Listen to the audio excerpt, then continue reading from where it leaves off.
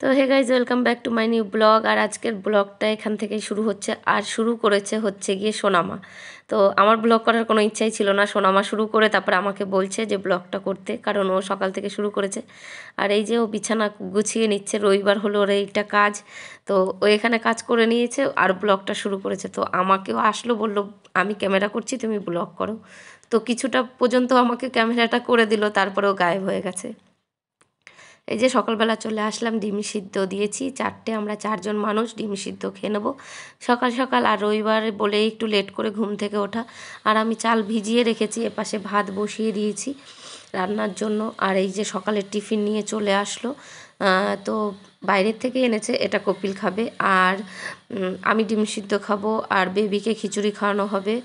তো এক একজন এক একটা খাবার খাওয়ানো হয়েছে, ম্যাগি খেয়েছে একজন। তো এইভাবে করে। আর এখানে আমি রসুনটা ছাড়িয়ে নিচ্ছি, কিছুটা ছাড়িয়ে দিয়েছিল কপিল, তারপরে আমি ছাড়িয়ে নিচ্ছি।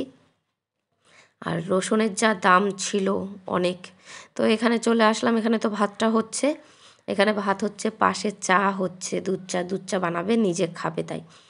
আর এখানে আমি কেঁদেই ফেলেছি, কারণ পেঁয়াজ এতই না কাদায়। তো পেঁয়াজটা কাটতে কাটতে কান্না চলে এসেছে, মানে পুরো বিশাল ঝাঁজ।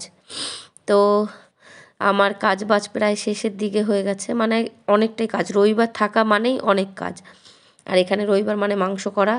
আর হচ্ছে কি এখানে আমি মশলাটা করে ফেলছি, আর এদিকে পেঁয়াজ ভাজা বসিয়ে দিচ্ছি, এদিকে সোনামা আবার নিজের কাপড় চোপড় কাচ্ছে। তার মাঝে পার্সেল চলে আসলো আর রং প্রোডাক্ট। আমি নিয়েছি স্ট্রেটনার, এই ছাতার মাথা কী এসেছে বুঝতেই পারছি না। আর বাজার থেকে সিম, গাজর, বিট, আলু, এটা হচ্ছে গিয়ে কি বলে একটা শাক, কুলেখাড়া শাক।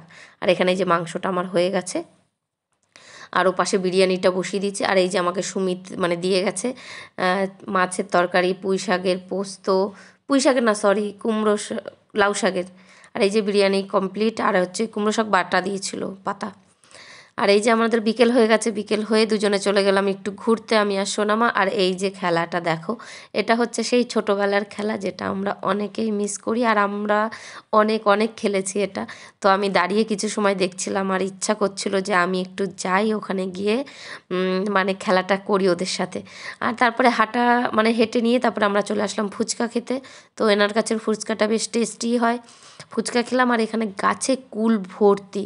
তো দেখে মনে হলো কুলটা পারি, কিন্তু পারা হয়নি। আর এই যে বিকেলে আমি দিনে নিয়ে এসেছিলাম একটা নেল পালিশ কিনে, আর এই কালারটা আমার খুব ভালো লেগেছে, তার জন্য সেটা পরে ফেললাম। তো ব্লগটা আজকের মতো এখানেই শেষ করলাম।